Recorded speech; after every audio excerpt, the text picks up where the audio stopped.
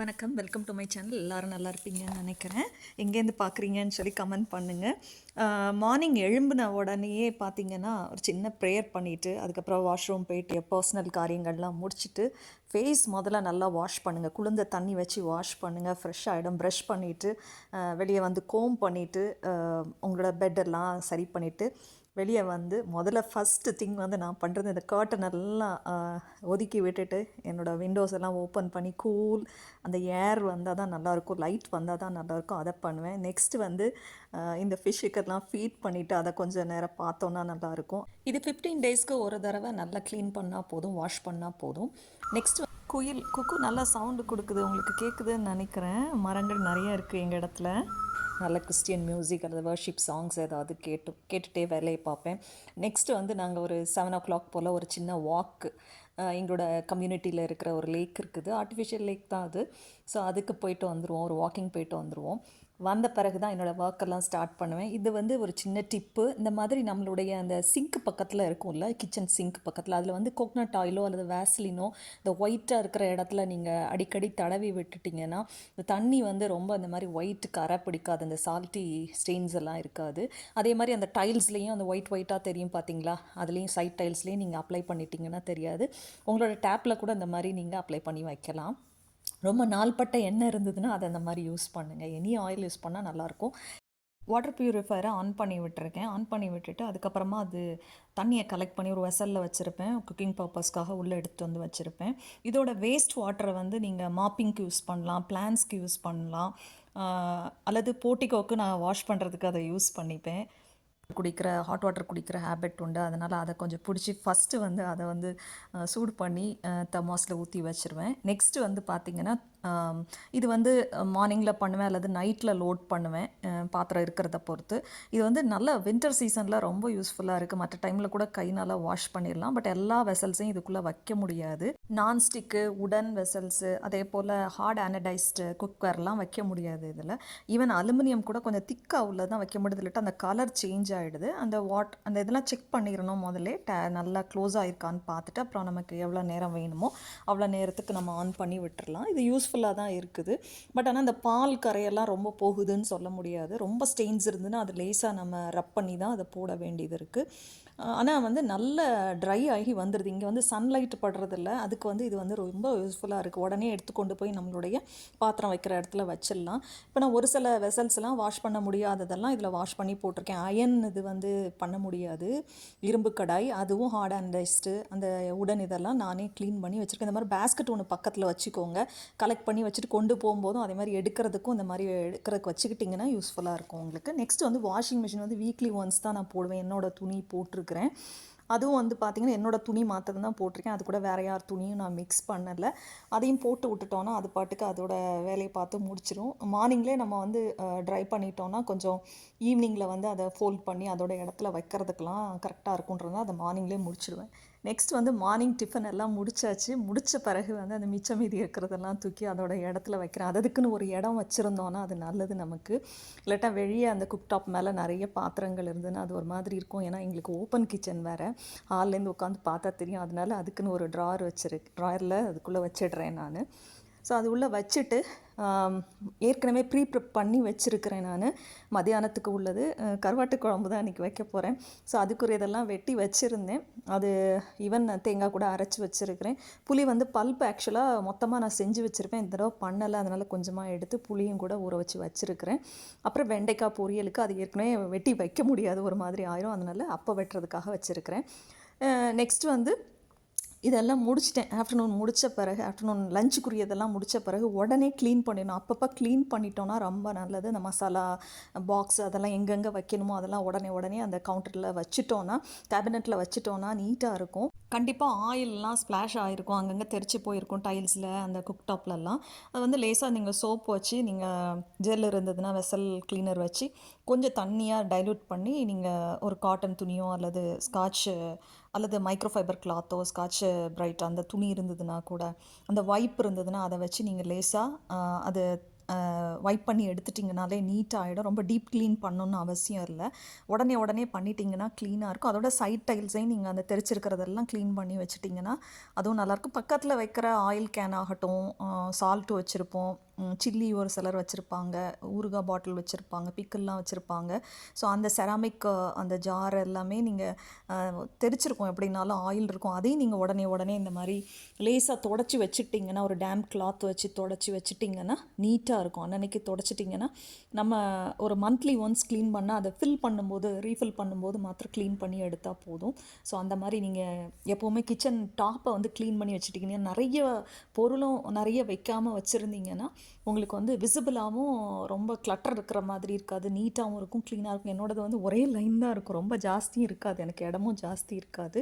ஒரு யூஸ் பண்ணாத ட்ரேயில் தான் மொத்தமாக நான் சேர்த்து வச்சுருக்கிறேன். ஒரு உடன் ட்ரேயில் தான் ஒரு 3 இது சால்ட்டு, புளி வச்சுருக்கிறேன், டேமரின் வச்சுருக்கேன், இந்த மாதிரி ஐட்டமெல்லாம் அதில் வச்சுருக்கிறேன். ஸோ அப்படி நீங்கள் வச்சுட்டிங்கன்னா கொஞ்சம் ஈஸியாக இருக்கும். நம்ம போய் டயர்டாக இருக்குன்னு உக்காந்துட்டோன்னா அப்புறம் அப்படியே இதாயிரும். கையோட எல்லா வேலையும் முடிச்சுட்டு அந்த பாட்டில்ஸ் எல்லாமே எடுத்து அதது இடத்துல மசாலா இதெல்லாமே வச்சுட்டு பாத்திரங்கள் நிறையா இருக்கும், அதையும் கொண்டு போய் நம்ம வாஷ் பண்ணுறதுக்கு போட்டுட்டோன்னா, சிங்கில் போட்டு அதை முடிச்சுட்டு உக்காந்துட்டோன்னா அப்புறம் நமக்கு வந்து கொஞ்சம் நல்லா இருந்த மாதிரி இருக்கும். நெக்ஸ்ட்டு வந்து நான் ஆன் பண்ணி வச்சுருந்தது முடிஞ்சிருச்சு. அதை வந்து நான் ஓப்பன் பண்ணுறேன். ஓப்பன் பண்ணும்போது பார்த்திங்கன்னா நிறைய அந்த ஸ்டீம் வந்து நிறைய வரும், ட்ரை பண்ண விட்டுருந்ததுனால. ஸோ பார்த்து எடுக்கணும், ரொம்ப சூடாக இருக்கும்.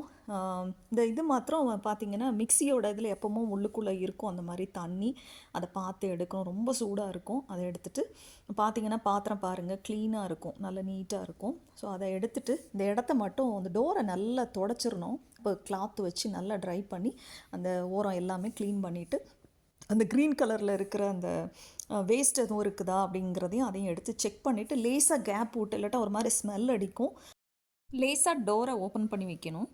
அதை எடுத்துகிட்டு வந்து கொஞ்சம் நேரம் கழித்து நான் என்ன செய்கிறேன்னா அதது இடத்துல வந்து அந்த பாத்திரங்களெல்லாம் அடுக்கி வச்சிடுறேன். வெசலெல்லாம் எங்கெங்கே கொண்டு போய் வைக்கணுமோ அதது இடத்துல வந்து அந்த கேபினட்ஸில் வச்சிடுறேன். அதுவும் வச்சுட்டோன்னா அந்த வேலை முடிஞ்சிடும். அடுத்து அந்த பேஸ்கட்டும் பார்த்திங்கன்னா அந்த எடுத்துகிட்டு வரோம்ல, அந்த பேஸ்கட்டுமே அழுக்காக தான் இருக்குது. அதையும் அப்பப்போ க்ளீன் பண்ணி வச்சிட்டோன்னா நல்லாயிருக்கும். ஒரு சிலர் வந்து எவசலர் வச்சுருப்பாங்க, என்கிட்ட வந்து பிளாஸ்டிக் இது தான் இருக்குது. எங்களோட வாட்டர் வேறு ரொம்ப ஹார்ட் வாட்டராக இருக்கிறதுனால நிறைய அந்த ஹார்ட் வாட்டர் ஸ்டெயின்ஸ் வந்து ஒயிட்டாக இருக்கும். அதுக்கு வந்து நான் புளிச்ச மாவு இருந்ததுன்னா அதை யூஸ் பண்ணி வாஷ் பண்ணிடுவேன். அல்லது நீங்கள் ஹார்பிக் கூட போட்டு வாஷ் பண்ணிங்கன்னா நல்லா க்ளீன் ஆகிடுது. பட் கேபினட்ஸ் எல்லாம் மந்த்லி ஒன்ஸு க்ளீன் பண்ணால் போதும். அதே போல் எந்த ரூம்லேருந்து வரீங்களோ அந்த ரூமில் ஏதாவது பொருள் இருந்ததுன்னா அதை அடுத்த ரூமுக்கு ஒரு 2 மினிட்ஸ் தான் ஆகணும், அது உடனே எடுத்து கொண்டு போய் வச்சிட்டிங்கன்னா அந்த இடம் க்ளீனாக இருக்கும், நீட்டாக இருக்கும். கேபினட் வெளியே அழுக்காகிறத பொறுத்து வீக்லி ஒன்ஸோ 15 டேஸ் ஒன்ஸோ கண்டிப்பாக அதை க்ளீன் பண்ணி தான் ஆகணும். ஒரு டேம் கிளாத் வச்சு லேசாக நான் வந்து டிவி இதெல்லாம் வந்து இது வந்து எவ்ரிடே பண்ணி தான் ஆகணும் எங்களுக்கு. ஏன்னா பக்கத்தில் கன்ஸ்ட்ரக்ஷன் ஒர்க் நடந்துட்டுருக்கனால ஈவினிங்கே நீங்கள் அதை டச் பண்ணிங்கன்னா அதில் டஸ்ட் இருக்கும், அந்த மாதிரி தான் இருக்கும். ஸோ அந்த டிவி யூனிட்டெல்லாம் வந்து நான் க்ளீன் பண்ணி வைக்கிறேன். அதுலேயுமே நான் நிறைய வைக்கிறதில்ல, காலியாக தான் இருக்கும். அதுலேயும் ஒரு இது ஹைட் பண்ணியிருக்கேன், நிறைய எங்களுக்கு ஒயர் இருக்கும், அதெல்லாம் ஒரு பாக்ஸ் வச்சு ஹைட் பண்ணியிருக்கேன். உங்களுக்கு தெரியுதா என்னன்னு தெரியல. நெக்ஸ்ட்டு வந்து டைனிங் டேபிள், இதுவும் நம்ம சாப்பிட்டு முடிச்ச பிறகு உடனே நீங்கள் வந்து க்ளீன் பண்ணிடுறது நல்லது. கொஞ்சம் வைப் பண்ணிட்டீங்கன்னா ரொம்ப நல்லது. அது மேலே வந்து ஆனால் நான் வந்து டேபிள் கிளாத் போட்டிருக்கிறேன். எல்லாத்தையும் எடுத்துகிட்டு அதுக்கப்புறம் குடிக்கிறதுக்கும் தண்ணி வந்து பார்த்திங்கன்னா கோல்டு வாட்டரும் இருக்கும், வார்ம் வாட்டரும் வச்சுருப்போம். அதில் இது ஈஸியாக இருக்கும், அப்பப்போ பிடிச்சிட்ருக்க வேண்டான்றதுனால ஒரே இடத்துல தூக்கி வச்சுருக்கிறது. வெளியே போகும்போதும் அதை எடுத்துகிட்டு போகிறதுக்கு வசதியாக இருக்கும்னு எப்போவுமே ஃபில் பண்ணி வச்சுருப்பேன். அதில் வேறு ஒன்றுமே வச்சுருக்க மாட்டேன் நான். நிறைய வச்சோன்னா எங்களுக்கு ஏற்கனவே சின்ன டேபிள் தான், நிறைய வச்சோன்னா ஒர்க்கும் நமக்கு நிறையா இருக்கும் அப்படின்றனால வேணுங்கிறது மாத்திரம் தான் வச்சுருக்கிறேன். இதையும் க்ளீன் பண்ணிவிட்டு இதையும் வந்து நீங்கள் வந்து மந்த்லி ஒன்ஸோ அல்லது 15 டேஸ் ஒன்ஸ் வந்து அந்த சேரெல்லாம் பார்த்திங்கன்னா அந்த கவரெல்லாம் க்ளீன் பண்ணி, அல்லது மந்த்லி ஒன்ஸ் கவரெல்லாம் எடுத்து க்ளீன் பண்ணிவிட்டு கீழெல்லாம் வந்து ஒட்டடை மாதிரி இருக்கும், அப்பப்போ நீங்கள் வந்து அதை வந்து வீக்லி ஒன்ஸ் வந்து அதை க்ளீன் பண்ணிங்கன்னா தான் நீட்டாக இருக்கும். அல்லது அந்த கால் பக்கம்லாம் பார்த்திங்கன்னா அழுக்கு இருக்கும், அதையும் க்ளீன் பண்ணிடுறது நல்லது. நெக்ஸ்ட்டு பார்த்திங்கன்னா இந்த டோர் மேட் வந்து ஒரு 15 டேஸ் ஒன்ஸோ மந்த்லி ஒன்ஸோ வாஷ் பண்ணி தான் ஆகணும் கண்டிப்பாக. திக்காக இல்லாமல் மெல்லிஸாக அந்த தறி டைப்பில் தான் நான் வச்சுருப்பேன். நானே ஹேண்ட் வாஷ் தான் பண்ணுவேன், இது மிஷின் வாஷ் இல்லை. ஹாட் வாட்டரில் போட்டு வாஷ் பண்ணிங்கன்னா க்ளீன் ஆகிடும். இந்த மாதிரி வந்து டீக்ளட்டர் பண்ணுறது, அப்பப்போ நான் இந்த ஃப்ரிட்ஜை திறக்கும் போது எக்ஸ்பைரி ஆன அந்த குளுக்கோஸ் எல்லாம் இருந்தது, மசாலாவாக இருக்கட்டும், அப்படி ஏதாவது ஈட்டபிள்ஸ் ஐட்டம் வந்து ஏதாவது எக்ஸ்பைரி ஆனது இருந்ததுன்னா அது அப்பப்போ நீங்கள் உடனே அதை தூக்கி குப்பையில் போட்டுருங்க. அதே மாதிரி எலக்ட்ரிக்கல் டேப்லெட்ஸு, டானிக்ஸ் இதெல்லாம் எக்ஸ்பைரி ஆனது இருந்ததுன்னா, அது உடனே நீங்கள் தூக்கி போட்டுருங்க. டானிக்கெல்லாம் கூட பிளான்ஸ்க்கு ஊத்தலாம்னு சொல்லுவாங்க. நெக்ஸ்ட் வந்து என்னோடது வாஷிங் மிஷின் முடிஞ்சிடுச்சு. ஸோ அதை ஒரு பக்கெட்டில் நான் எடுத்துருக்கிறேன். நீங்கள் ஒரு பேஸ்கெட்டோ ஏதாவது ஒன்று எடுத்துக்கோங்க. அது வச்சுக்கிட்டிங்கன்னா, நீங்கள் கொண்டு போய் காய போடும்போது ஈஸியாக இருக்கும். அதை வந்து நான் இன்றைக்கி டெரஸ் போகலை, பால்கனியில் தான் போட போகிறேன். அதையும் காய வச்சுட்டேன். இப்படி அப்பப்போ வந்து நம்மளுடைய வேலைகளை உடனே உட்காராமல் செஞ்சிட்டோன்னா சோம்பேறித்தனம் இல்லாமல் அந்த வேலைகள் வந்து மார்னிங்லேயே முடிஞ்சிடும். நெக்ஸ்ட்டு இதை கவனிக்காத ஒரு பகுதி என்னன்னா, அந்த நம்ம நம்மளுடைய வீட்டில் வந்து ஃபஸ்ட் ஃப்ளோர் செகண்ட் ஃப்ளோர் இருக்குமானா, இது வந்து ஸ்டீல் இது. அதை வந்து நான் அடிக்கடி மறந்துடுவேன். பட் இது வந்து மந்த்லி ஒன்ஸ் தான் க்ளீன் பண்ணுவேன் இந்த இடத்த, மேலேருந்து கீழே வரைக்கும். ஏன்னா அதுலேயும் நிறைய டஸ்ட் இருக்கும். ஸோ மேலேயும் பார்த்தீங்கன்னா எங்களுக்கு ஒரு ரூஃப் டாப்பில் ஒரு கிளாஸ் ஒன்று கொடுத்துருப்பாங்க. அதே மாதிரி டைனிங் ஏரியாலையும் கொடுத்துருப்பாங்க. அது ரொம்ப நல்லா இருக்கும். அதை தான் க்ளீன் பண்ணுறேன். அதை க்ளீன் பண்ணுறதுக்கு வந்து சும்மா கொஞ்சம் சோப் வாட்டரும் மிக்ஸ் பண்ணி வச்சுருக்கிறேன். வேறு ஒன்றும் இல்லை. ஒரு மைக்ரோ ஃபைபர் கிளாத் எடுத்து அதை தான் வச்சு க்ளீன் பண்ண போகிறேன். அதையும் க்ளீன் பண்ணி விட்டுட்டா நீட்டாகிடும். உள்ளுக்குள்ளே ஆனால் அவ்வளோ ரொம்ப அழுக்காகாது. வெளியே இருக்கிற மாதிரி அந்த அளவுக்கு உள்ளுக்குள்ளே அழுக்காகாது. ஸோ இதை மட்டும் பண்ணிடுறேன். இந்த கிளாஸ் எல்லாம் வந்து கொலின் வச்சு பண்ணால் தான் நீட்டாக இருக்கும். Monthly once, weekly once, daily அல்லது ஆல்டர்னேட் டேஸ்னு கொஞ்சம் கொஞ்சமாக போர்ஷனாக நம்ம பிரித்து செஞ்சோன்னா, ஒரு வேளை மீடெல்லாம் இல்லைன்னா உங்களுக்கு கொஞ்சம் ஈஸியாக இருக்கும். ஒரே நாளில் பண்ணோன்னா ரொம்ப கஷ்டமாக இருக்கும். இந்த மாதிரி எப்போவுமே நீட்டாக க்ளீனாக வச்சுருந்தோன்னா நமக்கும் மனசுக்கு நல்லாயிருக்கும். வீட்டை பார்க்கும்போது நீட்டாக க்ளீனாக இருக்கும்போதே நமக்கும் நல்லாயிருக்கும். அப்பப்போ அந்த டீக்ளட்டர் பண்ண வேண்டியதெல்லாம் பண்ணிவிடுங்க. அதிகமாக சேர்த்து வைக்காமல் வேண்டியதை மாத்திரம் வச்சுட்டு, ரிப்பேர் பண்ண கூடிய திங்ஸாக இருந்தால் அதை மாத்திரம் வச்சுக்கலாம். நெக்ஸ்ட்டு வந்து ஆஃபீஸ் டேபிள் இருந்தது. முதல்ல அதை க்ளீன் பண்ணுறதுக்கு முன்னாடி ஃபஸ்ட்டு வந்து அது மேலே உள்ளது கீழே உள்ளது எல்லாத்தையும் எடுத்து வச்சுட்டு நம்ம க்ளீன் பண்ணால் தான் முடியும். இல்லட்டா அதுவும் நீட்டாக க்ளீன் பண்ண முடியாது. அதனால் எல்லாம் காலி பண்ணிட்டேன். எம்டியாக தான் இருக்குது. வாட்டர் பாட்டில் தான் ஒன்று இருக்குது. அதை தூக்கி எறிய வேண்டியது தான். ஸோ அதையும் எடுத்துகிட்டு ஃபஸ்ட்டு எல்லாத்தையும் ரிமூவ் பண்ணிட்டேன். அதுக்கப்புறமா இந்த கிளாத் வச்சு அதையும் தொடச்சிட்டு, அந்த சேருக்கும் கூட ஒரு கவர் வந்து ஆக்சுவலாக நம்மளுடைய வேஸ்ட்டான, அதாவது லூஸான இதெல்லாம் இருந்ததுன்னா, டிஷர்ட் ஏதாவது இருந்ததுன்னா அதை கூட போட்டு விட்டுறலாம். ஏற்கனவே போட்டு வச்சுருந்தேன். இப்போ எடுத்துட்டேன் அந்த கவரை. அந்த மாதிரி மேலே போட்டுட்டிங்கன்னா அதுவும் அழுக்காகாது. நெக்ஸ்ட்டு மாப்பிங் தான் பண்ண போகிறேன். வீக்லி ஒன்ஸ் தான் பண்ணுவேன். ஆல்டர்னேட் டேஸில் வந்து பெருக்கி மட்டும் விட்டுருவேன். ஸ்வீப்பிங் மட்டும்தான் பண்ணுறது. இந்த டிப்ஸ் அண்ட் ட்ரிக்ஸ் எல்லாம் உங்களுக்கு யூஸ்ஃபுல்லாக இருக்கும்னு நினைக்கிறேன். இன்ன வரைக்கும் என்னோடய சேனலில் சப்ஸ்கிரைப் பண்ணாதவங்க சப்ஸ்கிரைப் பண்ணி பாருங்கள். கண்டிப்பாக இது உங்களுக்கு யூஸ்ஃபுல்லாக இருந்ததுன்னா உங்கள் ஃப்ரெண்ட்ஸ் அண்ட் ஃபேமிலிக்கு ஷேர் பண்ணுங்கள். இந்த மாதிரி மாப்பு வந்து நல்லா இருக்குது. ஆனால் மற்ற மாப்புகளை விட இது நல்லா இருக்குது. கொஞ்சம் லாங் லைஃபாகவும் வருது. இதை விட நிறைய இருக்குது, வித்தியாசமாக இருக்குது. அதுவும் கூட யூஸ் பண்ணலாம். கொஞ்சம் ஈஸியாக இருக்கும். இது என்ன கையை போட்டு கொஞ்சம் நம்ம இது பண்ணி எடுக்க வேண்டியது இருக்கும், பிழிஞ்சு எடுக்க வேண்டியது இருக்கும். அது ஒன்று தான் இதில் drawback. Thank you. Have a good day.